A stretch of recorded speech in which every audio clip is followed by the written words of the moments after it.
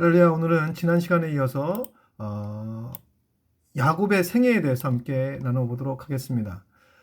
형 에서로부터 장자의 특권을, 그 축복권을 아버지 이삭으로부터 탈취한 야곱은 하란으로 탈출합니다.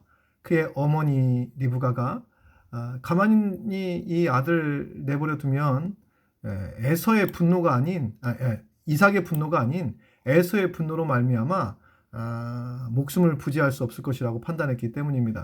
그래서 야곱은 형 에서의 진노를 피해서 외삼촌이 있는 아반 북쪽 하란 땅으로 도망하였습니다.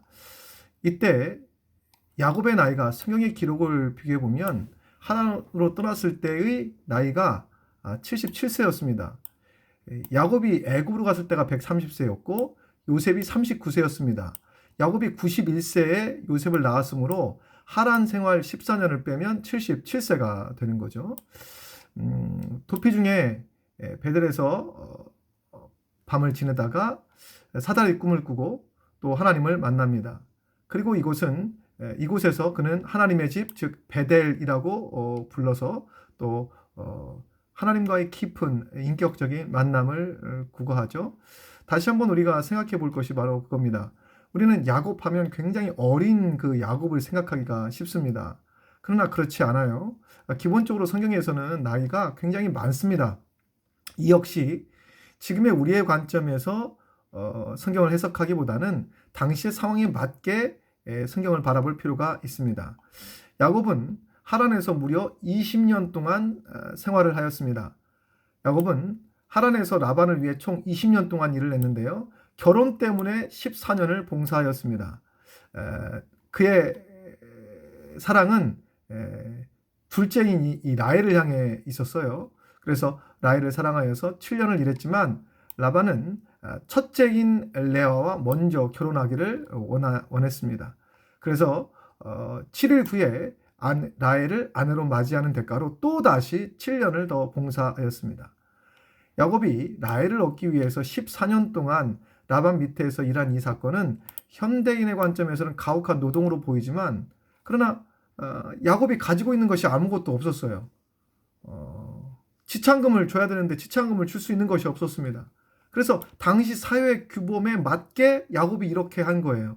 왜 이 긴 시간 동안 했었는가? 그것은 당시의 상황과 너무나 딱 맞아 떨어졌기 때문입니다. 노동의 보장이라고 하는 부분이 있는데요. 이 누지 문서에는 만약 현물이 없다면 너 돈 없어? 그러면 노동으로 그것을 대체해 라는 규정이 있습니다. 그래서 야곱이 라헬을 얻기 위해서 7년 동안 머슴살이를 했던 것, 이것은 어찌 보면 성경 기록이 당시의 상황과 동떨어지지 않는 강력한 고고학적 근거가 됩니다. 더 나아가서 우리는 단순한 라반과 야곱의 관계를 외삼촌과 야곱의 관계라고 보는 것보다는 더욱더 구체적으로 볼 수가 있어요. 그것은 라반이 야곱을 자신의 집에 머물게 한 것은 단순한 고용이 아니다. 그것은 상속을 전제로 한 양자의 입양의 성격이 굉장히 강했습니다. 문서에 따르면 아들이 없는 집안에서 사위를 양자로 맞아서 가업을 잇게 하는 경우가 당시에는 굉장히 일반적이었습니다. 그래서 당시 사람들은 아들을 낳으려고 그렇게 노력을 했던 거죠. 왜냐하면 아들을 낳아야만 비로소 내 가업을 이을 수 있기 때문입니다.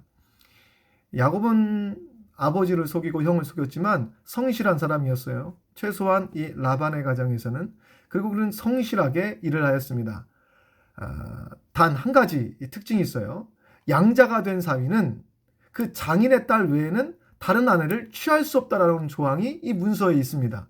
그러면 창세기에서 이 라반이 요구했던 것이 딱 맞아떨어져요. 즉 우리가 보편적으로 당시에 여러 아내를 둡니다. 뭐 종을 아내로 후처로 맞이하기도 하고요. 그런 창세기 31장 50절에 이렇게 기록하고 있어요. 라반이 말하는 거죠. 내가 내 딸을 박대하거나 내 딸들 위에 다른 아내를 취하면 사람은 우리와 함께 할 자가 없어도 보라 하나님이 너와 나 사이에 증거하느니라 하더라. 즉 너 이렇게 아들을 취하지 마. 다른 사람은 없지만 하나님이 너와 나와의 증인이 되는 거야. 그러니까 너는 내 딸들을 박대하거나 다른 아내를 취하면 안 돼라고 라반이 당당하게 이야기할 수 있었던 이유는 당시에 이 양자 입양의 원칙에 의해서 그렇게 할 수 있었다라고 볼 수 있어요. 라반은 야곱이 7년을 채웠을 때 레아 대신에 넣은 것이 바로 이 노동이었습니다. 이 계약의 주도권은 이 라반에게 있었어요. 야곱은 아니었습니다. 야곱에게 있는 것은 아니었어요. 이 당시의 관습상 첫째 딸을 먼저 보내는 것이 가문의 질서였습니다. 그래서 라반은 일 잘하는 이 야곱을 무려 7년 동안 더 확보하는 재계약을 맺게 되는 거죠. 라반은 첫째인 레아와 동생인 라헬을 통하여서 11명의 아들과 딸 디나를 얻었습니다. 물론 전부 다 레아의 몸으로 태어난 자녀도 아니고 전부 다 라헬의 몸에서 태어난 것은 아니에요. 종들을 통해서 얻어진 경우도 있으니까. 하지만 당시에는 종들을 통해서 얻어졌어도 그 아버지, 즉 야곱의 아들이라고 하는 권한이 있기 때문에 그 누가 이 종을 남편에게 주었느냐가 굉장히 중요합니다. 그래서 내가 내 종을 남편에게 줘서 아이를 낳으면 그 아이는 나의 자녀가 되는 거예요. 이 당시의 상황은 그랬습니다. 특별히 아브라함과 이삭과 야곱 그리고 출애굽하기 전까지 가장 강력했던 야곱의 아들 이름 중에 하나는 요셉이었습니다. 그래서 요셉이 하란 생활이 14년 정도 되었을 때 라헬에게서 태어나는 거죠. 요셉이 태어난 이후에도 야곱은 계속해서 일을 하였습니다. 라반은 품삯을 10번씩이나 변경하면서 속였지만 하나님의 축복으로 말미암아 야곱의 가축은 더욱더 번성하였습니다. 우리가 잘 알고 있는 나무 껍질을 벗겨서 또 가축 앞에 두는 방법, 이거 사실은 과학적으로도 그렇고 말이 되지 않거든요. 그것을 가지를 이렇게 꺾어 놓았다고 해서 아니면 그 나무 가지 껍질의 모양대로 이 양이의 새끼가 태어난다는 것은 말이 되지 않습니다. 하지만 이것은 하나님의 축복의 방법이었죠. 사람의 생각으로는 할 수 없지만 하나님께서는 하실 수 있다라고 하는 방법이었습니다. 야곱의 경우 부인도 있어요. 자녀도 얻었어요. 거부가 되었습니다. 이제 그는 고향 생각이 났어요. 그래서 가나안으로 귀환을 합니다. 야곱은 라반과 이별을 했는데 그 이별할 때 조금 여러 가지 일들이 있었어요. 그것은 나중에 좀 살펴보기로 하고요. 삼촌인 그 라반이 그리고 성경은 구체적으로 기록되어 있지 않지만 아마도 양자의 그런 계약을 맺었던 것 같습니다. 그렇지 않고서는 라반이 추격해 올 이유가 없다는 거죠. 그래서 여러 가지 명분으로 인해서 야곱은 사실은 라반을 떠날 수 있는 상황이 아니었습니다. 그래서 몰래 떠난 것이었어요. 하지만 추적해온 이 라반과 길라산에서 언약을 맺고 여기서 각자의 길을 떠나게 됩니다. 중요한 사건이 있는데 이 야곱이 야복강 나루에서 천사와 씨름하면서 얻어진 이 이스라엘이라고 하는 이름입니다.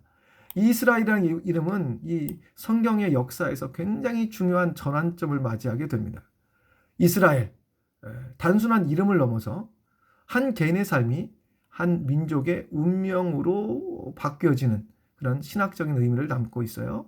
먼저 이름의 어원과 직접적인 의미입니다. 히브리어에서 이스라엘이라고 하는 것은 다스리다 혹은 싸우다라고 하는 뜻을 가지고 있는 사라와 하나님을 뜻하는 엘의 합성이에요. 즉 사라엘, 이스라엘, 이 사라엘에서 이스라엘이 된 거예요. 즉 하나님께서 싸우시다라고 하는 뜻이 되는 거예요. 창세기 32장 28절에 보면 이렇게 기록하고 있습니다. 내가 하나님과 및 사람과 겨루어 이기었음이라. 이것은 피조물인 야곱이 하나님 혹은 천사와 씨름하여서 이겼다라고 하는 뜻이 결코 아닙니다. 그가 하나님의 축복을 받기 위해서 끝까지 메어 달린 그의 간절함과 믿음을 하나님께서는 승리로 인정해 주었다는 뜻이죠. 우리의 신앙의 삶 역시 마찬가지입니다. 우리가 간절한 마음으로 주님 앞에 나아가고 간절한 마음으로 주님 앞에 메어 달리며 기도했을 때 우리는 반드시 축복을 쟁취할 수 있는 은혜의 성도들이 다 될 수 있는 거죠. 이 이스라엘이라고 하는 그 이름이 주어진 것은 신학적인 대전환을 일으킵니다. 이전에는 어떻게 하든 자신이 복을 얻으려고 속이고 거짓말하고 태어날 때부터 발꿈치를 잡고 그렇게 올 정도의 야곱이었지만 이제부터는 하나님과 함께하는 그런 삶, 인간의 본성에서 하나님의 은혜로 바뀌어지는 과정을 의미합니다. 이전에 야곱은 발꿈치를 잡는 자였어요. 거짓말하는 자였습니다. 수단과 방법을 가리지 아니하고 남의 것을 빼앗는 자였습니다. 하지만 이스라엘이라고 하는 이름은 자기의 힘이 아닌 하나님의 얼굴을 구하는 사람으로 바꾸게 된 거죠. 즉 인본주의에서 신본주의로 바뀌었습니다. 더 나아가서는 새로운 정체성입니다. 야복강가에서 환도뼈 윗 허벅지 관절이 어긋나서 쩔룩거리고 있는데 이것은 자신의 힘을 의지하지 말고 오직 하나님의 지팡이를 의지하며 걷으라고 하는 항복한 승리자의 표징입니다. 즉 항복했는데 승리했다는 뜻이죠. 항복했는데 이겼다는 뜻입니다. 또한 언약의 확장입니다. 이것은 한 개인, 지금까지는 아브라함, 이삭, 이스마엘이 있었지만 이스마엘 아니에요. 이삭이에요. 이삭에게도 에서와 야곱이 있었지만 에서 아니에요. 야곱입니다. 그러나 야곱 때에 이르러서 그의 자손들은 다 하나님의 백성이 되는 구체적인 하나님의 언약이 이어져가는 그런 구체화되는 과정이었어요. 또한 민족의 기원입니다. 이 야곱이라고 하는 개인 이름이 한 국가가 되는 것처럼 하나님께서는 이 이스라엘을 통하여서 언약 공동체를 이루게 되죠. 지금도 우리는 이스라엘이라고 하는 이름이면 한 나라의 이름입니다. 또한 그들의 민족을 말하고 있는 것이 있는데 그들은 유대인, 즉 유다 사람인데 한 단계 더 밑으로 내려가는 개념이 돼요. 아브라함과 이삭과 야곱, 그리고 야곱의 12자녀들 가운데 유다. 그래서 그 유다가 가장 강력했던 그런 12지파 중에 하나였을 뿐만 아니라 그 유다 지파를 통하여서 하나님의 언약이 또한 이루어지기 때문에 아브라함과 이삭과 야곱과 만약 하나를 더 넣는다면 유다까지도 넣을 수 있어요. 그래서 야곱은 이스라엘이라고 하는 이름을 얻었지만 유다는 유대인, 지금의 유대인, 너무나 우리가 쉽게 받아들일 수 있는 그 유대인은 유다 지파로부터 나오게 된 것입니다. 물론 유다 지파라고 나온 그 배경도 그들이 포로기로 잡혀갔을 때 수없이 많은 민족들 가운데 구분하기 위해서 유대민족, 유대인 물어봤을 거 아니에요. 너 어디서 왔어? 예, 저는 유다 지파입니다. 그래? 그럼 너희들은 다 유다인이라고 칭했다는 거죠. 이처럼 야곱 개인의 이름이 민족의 공동체로 이어집니다. 야곱은 하나님 허물이 많은 인물이었음에도 불구하고 하나님께서는 그를 이스라엘로 부르셨습니다. 그리고 구원이라고 하는 것은 인간의 도덕적인 완벽함이 아니라 하나님의 주권적인 선택과 또한 인내에 달려 있음을 보여줍니다. 더 나아가서 야곱은 에서 만나기를 굉장히 두려워해서 형 에서가 나를 죽일 것이라고 생각했기 때문에 그러나 하나님의 도우심으로 이 두 형제는 극적인 화해를 이룹니다. 그 뒤에 성경은 세겜 사건을 기록하고 있는데 세겜 땅에 있어서 그의 아들이 많았어요. 근데 딸인 이 디나가 세겜 땅에서 강간을 당합니다. 그 중에 시몬과 레위가 아주 보복을 합니다. 사실 이 당시에는 이런 경우가 사실 흔했어요. 그래서 누가 이렇게 강간을 당하면 신부로 줍니다. 너 책임져. 대신 두 사이에 가문과 가문 사이에 약정을 맺어요. 이렇게 성경처럼 피를 흘리는 경우는 극히 드뭅니다. 왜냐하면 딸이 있었을 때 지참금을 받고 다른 곳에 보내기도 하니까. 그래서 비록 합법적인 방법, 정상적인 방법은 아니지만 디나가 강간을 당했다면 그래, 그럼 네가 끝까지 책임을 져. 지금의 윤리 관점이 아니에요. 라고 했을 텐데 이 세겜 사건은 굉장히 이례적인 사건이었다는 것을 염두에 두고 보면 세겜 사건은 당시 부족 간의 보복을 보복극을 이렇게 넘어서 명예체계, 혼인관습, 그리고 법적인 구조가 충돌하는 아주 복합적인 그런 사건이었어요. 비록 야곱의 딸인 디나가 강간을 당했지만 이 하몰과 이 세겜이 당시에 맞게 이렇게 토론을 한 거죠. 당시의 상황에 맞게 통용되는 그 법에 의해서 통혼과 상업적인 교류를 통해서 제안을 했습니다. 제안을 해서 이렇게 이것을 해결하자. 즉 누지문서나 히타이트 법전에서도 이런 경우가 비일비재하게 있었습니다. 그들이 봤을 때는 이 야곱 일가의 이 경제적인 자산들을 또는 때로는 흡수하려고 하는 그런 의도도 그 안에 담겨져 있었을 수도 있어요.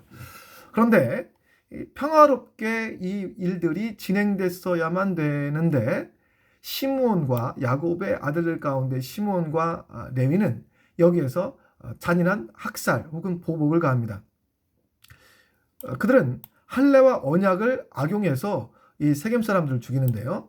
이 시므온과 레위가 제안한 이 할례는 이 당시 이스라엘 백성들이 독특한 정체성이자 신성한 언약의 표식이었습니다. 물론 이스라엘만 했던 것은 아니에요. 이스라엘 백성들만 했던 건 아니에요. 다른 민족도 하지만 그 시기가 조금씩 달랐고 또 행해지는 그 의식 자체가 조금 달랐어요. 그래서 성경에서 말하는 할례라고 하는 것은 이스라엘 백성들만의 독특한 정체성이지만 그러나 좀 광범위한 의미에서 할례는 다른 부족들도 행했었다라고 보면 됩니다.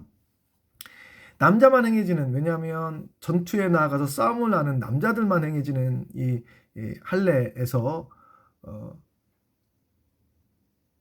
지금처럼 마취나 이 소독이 없는 그런 과정 가운데 남성이 할례를 행하면요, 보통 3일째 되는 날 이 염증 혹은 통증이 심해져서 거의 거동을 하지 못합니다.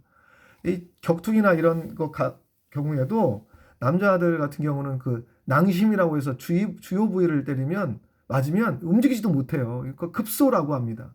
근데 이것을 이런 현대의 수술적인 방법이 아니라 당시에는 이런 날카로운 돌 혹은 뭐 청동기니까 그런 것을 통해서 하면요, 이건 거의 100% 염증이 납니다. 막 고름 나오고 이렇게 되는 거예요.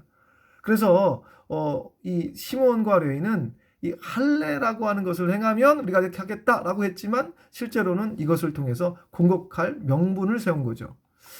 이 고대 근동에서 할례의 조건으로 맺은 계약은요, 이건 신성한 피의 언약이었습니다. 위반하면 안 돼요. 다른 부족으로부터 이 소식이 전해지면 거기는 매장당합니다. 그 부족은.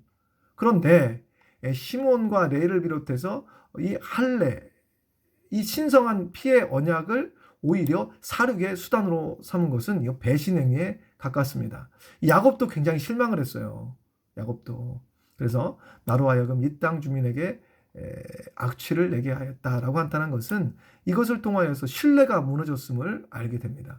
그러니까 야곱은 자식들에 대해서도 실망했고 또한 다른 부족에게도 실망을 당했고 신뢰가 무너졌고 또 다른 수치스러운 일을 당하였고 모든 것이 이 야곱에게는 무너질 수밖에 없는 그런 상황에 놓였을 때 그는 다시 돌아보는 거죠.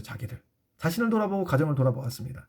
그때 그가 내린 결론은 베델로서의 귀환이었습니다. 야곱은 가족들에게 우상을 버리고 다시 베델로 올라가자라고 하면서 베델로 올라가서 단을 쌓았는데 우리가 흔히 알고 있는 이 야곱의 가족은 당시에 우리가 지금 아브람, 이삭, 야곱 하면 여러분들 교회에서 신앙생활하고 있을 때 마치 장로님 가정, 목사님 가정 굉장히 그 신실하고 이런 것으로 우리가 생각하기 쉽지만 그렇지 않아요. 그러니까 4,000년 전에 그 당시의 사람들의 모습 그대로였습니다. 지금 우리와 같은 것이 아니에요. 지금 저는 오히려 지금 이 시대가 가장 열심이다. 지금 이 시대가 가장 열심으로 하나님을 믿고 있는 시대가 아닐까 저는 생각을 한번 해봅니다. 물론 핍박과 어려움의 관점에서는 초대교회 성도들이 가장 핍박을 많이 당했지만 그리고 우리나라도 많이 핍박을 당했죠. 일제시대 때나 아니면 6.25 전쟁 시절 그리고 여자분들 같은 경우는 우리가 60년대 70년대 산업화기를 겪으면서 남편들에게 굉장히 많은 예수 믿는 것 때문에 핍박을 당했던 경우가 있습니다. 우리는 그렇다면 한국 민족은요, 핍박도 당하고 고통도 당하고 또한 최고로 열심을 내고 한국 성도들에게 있어서 새벽 예배, 수요 예배, 금요 예배, 이 지구상의 그 어떠한 사람들보다도 한국 사람들이 하나님을 향한 그 열정은 이건 타의 추종을 불허합니다. 그리고 한국 교회는 또 교회마다 누가 더 열심히냐에 대해서 또 경쟁을 벌여요. 누가 더 열심히냐에 대해서. 그리고 한 교회에서 열심을 내잖아요. 그러면 다른 교회가 그걸 하지 않으면 마치 이 도태되는 것 같은. 그냥 목사님들도 다 그렇게 하는 거죠. 한때 성경 공부가 유행이었을 때 다 따라합니다. 그거 하지 않으면 큰일 나는 줄 알고요. 한때 또 기도원 가는 것이 유행처럼 번졌을 때 그렇게 하지 않으면 또 그래요. 부흥회도 마찬가지입니다. 그게 어떤 정도는 교회에서 부흥회하지 않는다고 또 나가는 사람들도 있어요. 한 교회에서 어린아이를 위해서 뭐 주일학교를 위해서 뭐를 했다 하면 다 따라하고, 또 어느 교회에서 무엇을 했다면 다 따라하고, 서울에서부터 특별 새벽 예배를 한다 하면 이거 안 하면은 안 되거든. 이거 안 하면 떨어지고 안 하면 도태되는 것 같은 그런 생각이 드니까 한국 교회는 사실은 다른 어떠한 이 지구상의 교회보다 가장 열심이지만 그 열심을 오히려 더 열심히 하는 교회 때문에 인정받지 못하는 그런 아이러니컬한 상황에 놓이게 되었습니다. 그냥 저 교회는 저렇구나. 이 교회는 이렇구나. 우리 교회는 이렇구나. 이렇게 생각하면 굉장히 편한 건데 그렇지 않아요. 또 한국교회 성도들이 그것을 봅니다. 왜 저 교회는 저렇게 하는데 우리 목사님 우리 교회는 왜 이렇게 안 해요? 이렇게 되는 거죠. 저 교회는 주일학교 아이들을 위해서 무슨 뭐 예전에 이거 팡팡 뛰는 거 있어요. 그걸 했는데 왜 우리는 안 해요? 그러니까 끊임없이 우리도 지금 저는 개척교회부터 시작해서 모든 교회들 다 열심을 내고 있는데 그것도 목사님의 스타일에 따라서 다 열심인데 더 열심히 하는 교회를 보고 또 그것을 추구해 나가는 모습을 볼 때 참 한국 교회의 성도들은 이 열심이 대단하다. 저는 이렇게까지 볼 수 있습니다. 다시 돌아가면 야곱의 가족이었지만 그들은 사람도 죽이고요. 자기 멋대로 결정하고 또 우상을 각자 가지고 있었어요. 이때 야곱은 결정한 거죠. 내가 하나님을 만나고 하나님의 그 축복 가운데 거했는데 내 가정은 왜 이럴까? 내 자녀들은 왜 이럴까? 또 신앙은 왜 이럴까? 그리고 그가 결정한 것은 하나님의 음성 가운데 베델로 올라가라 였습니다. 이것은 일종의 정화 작업이었죠. 새롭게 바뀌는 과정이었습니다. 야곱은 세겜에서 얻은 그 이방 신상의 귀고리, 당시는 이것이 귀고리가요 주술적인 의미를 가지고 있었습니다. 그래서 귀고리라고 하는 것은 주술적인 의미뿐만 아니라 내가 누구에게 속해 있다라고 하는 거예요. 그래서 당시에는 이제 노예들에게 이런 표식을 하기 위해서 귀고리를 했는데, 여러분 소 보면 콧뚜리 하잖아요. 그것을 조금 작게 해서 특별한 형상으로 만들어서 이거는 내 종이야 이렇게 표시를 두기도 합니다. 비록 귀하였지만 그것이 금으로 만들어지기도 하고 보석으로 만들어지기도 하였지만 야곱은 이방 신상의 모습들을 다 상수리 나무 아래 묻었습니다. 그리고 세겜에서의 비극은 야곱이 하나님의 약속을 잊고 세상을 상징하는 그 성곽도시에 안주하려고 했기 때문에 발생한 그런 사건으로 해석이 됩니다. 결국 이 세겜의 위기는 야곱의 가족이 하나님을 잊어버리고 다시 그 도시 안으로 들어가려고 했을 때 발생한 위기였습니다. 베델로 올라가자라고 하는 건 야곱 일가가 다시 세상의 문화를 버리고 하나님의 언약의 공동체로 회복하는 그런 계기가 되었습니다. 이제 아브라함도 죽고 이삭도 죽고 또 야곱의 가족들 중에서 하나하나 죽는 과정이 나타나는데요. 라헬이 죽습니다. 에브랏이라고 하는 베들레헴 근처에서 막내 베냐민을 낳다가 라헬이 죽습니다. 이 베냐민의 형이 요셉이죠. 라헬이 베냐민을 낳다가 사망한 이 사건은 당시 고대 근동 여성들에게 이 출산이 얼마나 이 생사에 목숨을 거는 일인지를 알려주는 그런 사건이었습니다. 당시에 산모들이 아이를 낳다가 죽는 경우가 50%나 돼요. 당시에는요. 현대 의학이 발달되기 전에, 그것도 여러분 몇천 년 전뿐만이 아니라 몇백 년 전만 해도 아이 낳는 거는요, 이건 거의 목숨 거는 행위였습니다. 의원이 많았던 우리나라 조선시대 왕들도요, 아이 낳다가 죽은 경우가 많습니다. 최근에 우리가 알고 있는 왕과 사는 남자 그 영화에서도 단종의 어머니도 단종 낳다가 죽어요. 그만큼 아무리 많은 그 의술에 뒷받침이 되어 있는 그 시기라고 할지라도 현대 의학이 아닌 당시의 의술로는요, 이렇게 아이 낳다가 죽는 경우가 굉장히 많습니다. 특히 의원들은 남자인데 왕비는 여자잖아요. 몸을 보일 수가 없어요. 그래서 뭐 시를 통해서 진맥도 하기도 하고 직접적으로 볼 수가 없어서 의녀라고 해서 여자들을 통해서 전해 듣는 거죠. 의녀가 왕비의 몸을 봐요? 그러면 전해 듣는 거죠. 이런 상황입니다. 그러면 그 의원이 이렇게 하여라 하면 또 의녀가 가서 또 그렇게 하고 그런 경우가 많습니다. 고대 가나안 지역의 무덤군을 조사하면요, 여성 유골의 평균 수명이 남성들보다 현저하게 낮았습니다. 그래서 저는 지금 이 시대 21세기를 살아가고 있는 여자분들은 너무 축복받은 거예요. 특히 이전 60년대 70년대 이 시대가 아니라 지금의 이 여자들은, 지금에 태어난 여자분들은요, 지금 젊은 세대는 너무 행복한 거예요. 누구 터치도 잘 받지 않죠. 뭐 시댁이라고 하는 개념도 없죠. 그리고 아이를 설령 난다고 할지라도 아이 낳아서 죽는 경우도 없죠. 그리고 대우도 많이 받죠. 어머니 세대 같은 경우는 달라요. 그 세대 같은 경우는 여러 가지로 힘들고 어려웠지만 요즘 세대는 그렇지 않습니다. 그래서 요즘 세대는 오히려 저는 남자들이 조금 더 불쌍해지는 시대, 남자들이 대우받지 못하는 시대, 앞으로는 더 그렇게 될 수 있습니다. 제가 이것을 언제 경험했냐면 영국에서 경험을 했어요. 영국에서 경찰이 어떤 사건이 있어서 출동하잖아요. 제일 먼저 믿는 말을 듣는 것이 여자의 말입니다. 남자 말 잘 안 들어요. 거기서는. 그리고 뭘 선호할 때 여자분들을 선호해요. 남자분들을 선호하지 않습니다. 그것이 신뢰적인 부분도 있고 또는 뭐 꼼꼼한 부분들도 있고, 그래서 남자들은 그래서 기껏해야 하는 것이 이 일도 혼자 하는 일, 공사장 혹은 뭐 건축일, 위험한 일, 힘든 일, 이런 것만 남자들이 다 담당을 해요. 두 번째, 믿을 수 있는 것이 아이들 말을 믿습니다. 남자 말은 안 믿어요. 그래서 우스갯소리로 한 가정의 결정권자는, 그러니까 엄마가 결정권이 제일 많고, 두 번째 아이가 결정권이 두 번째고, 세 번째 그 집 개가 세 번째 결정권자고, 네 번째가 남편이라고 하는 그런 우스갯소리가 있을 정도였습니다. 그래서 지금 이 시대는요, 정말 행복한 시대를 살아가고 있어요. 그거를 아는지 모르는지 모르겠지만 다시 한번 이 시대는요, 20, 30대 여성의 사망률이 압도적으로 높았습니다. 다 출산 때문에 죽은 거예요. 출산 때문에. 유골을 분석해보면 이제 유골이 되게 젊은 사람인데 왜 이렇게 벌써 죽지? 다 여성들의 사망의 원인은 1위는 바로 출산이었습니다. 더 나아가서 태어난 아이의 30%에서 50%가 대충 뭐 반 이상이 성인 되기 전에 죽습니다.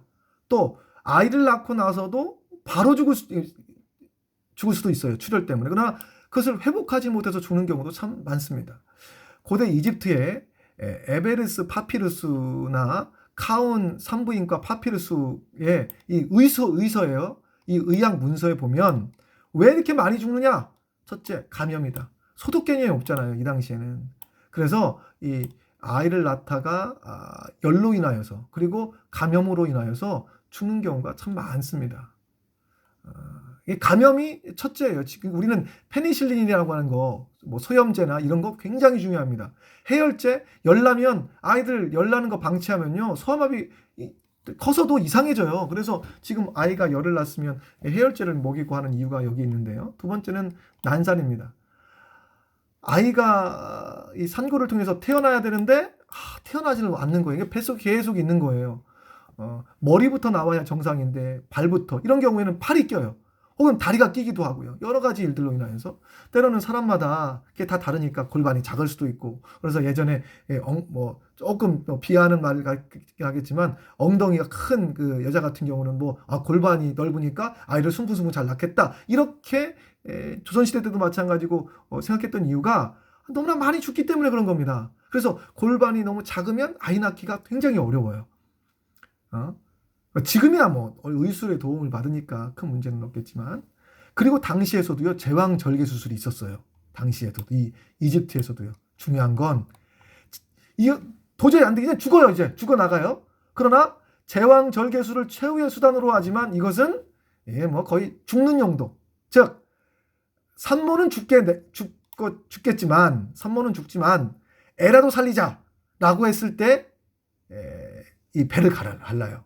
배를 갈라서 아이를 꺼내면 이거 무슨 지금처럼 뭐 수술 과정이 뭐 꼬매고 이게 없거든요. 그러니까 아이를 살리기 위해서 배를 가르고 나서 이거를 합하지를 못하는 거예요. 자연스럽게 이렇게 합할 수가 그러니까 다시 봉합할 수가 없으니까.